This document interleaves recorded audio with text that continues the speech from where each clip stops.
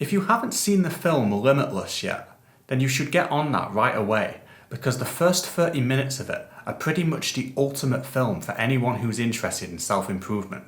I always find myself coming back to this opening section specifically, because before it goes off track into memory loss and mafia boss storylines, it's just a story of an unmotivated, undisciplined guy getting his life together.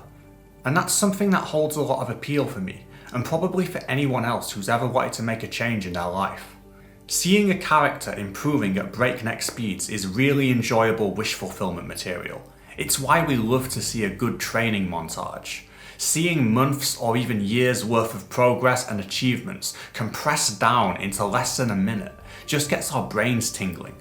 And Limitless takes this fantasy even further than normal by centering its entire premise around an intelligence boosting pill that lets its main character Eddie improve far faster than you'd usually see even in other films.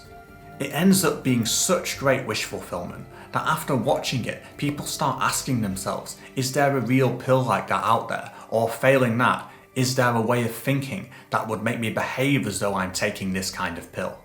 People usually leave this film looking for a way to change their mental ability so they can then go on to change their behaviour.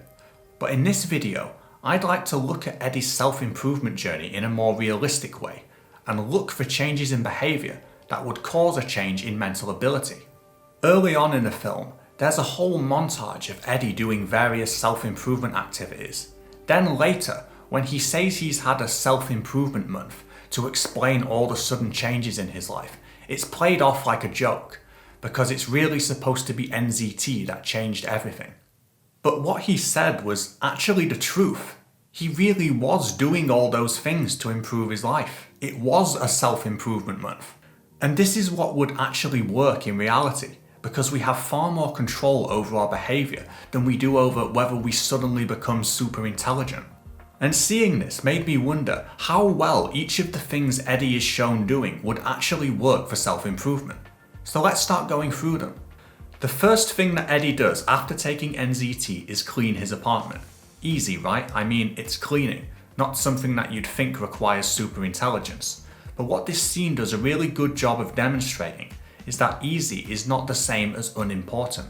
It's very common for people to fall into the trap of thinking that because cleaning is easy, it's fine to just ignore it most of the time, so you can focus on other things you see as more important. But the reason he cleans his place first before doing anything else is because a clutter-free environment makes focusing on other things a lot easier. Being in a messy environment means you're completely surrounded by visual distractions. Every item on your desk and every pile of random stuff you allow to build up in a room takes up part of your attention until you don't have enough of it left to fully focus on anything.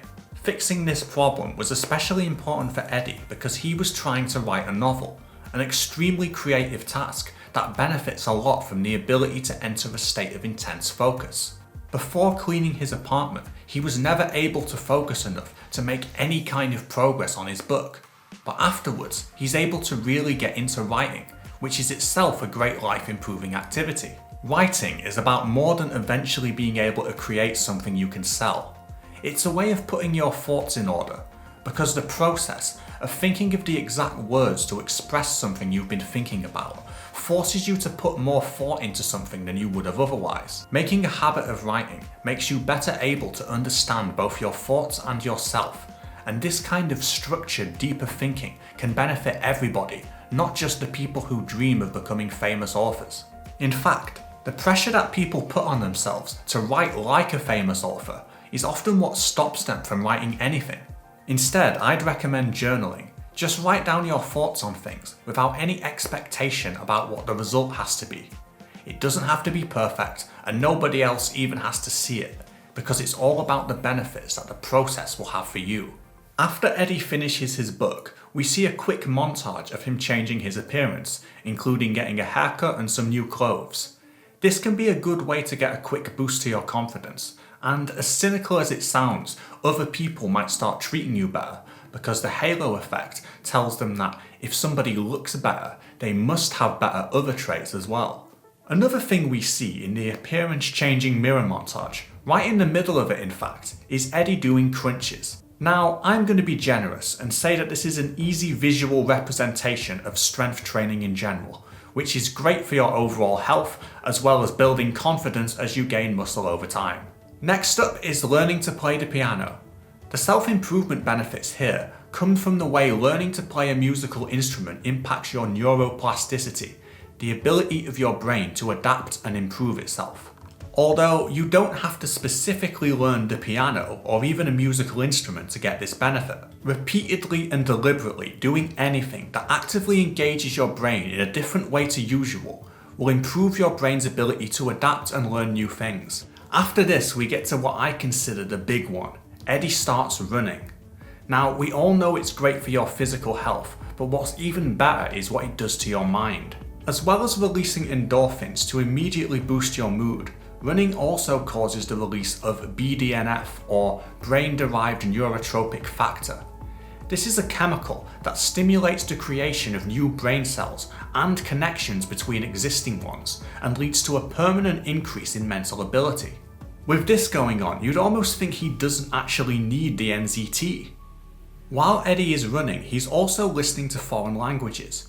Educating yourself with audio materials like this, whether it's podcasts or audiobooks or anything else, is a great idea. Because if you do this while you're exercising or doing chores or driving, you're reclaiming time that otherwise wouldn't have been used as well and using it for self-improvement. Next, Eddie wins money by gambling.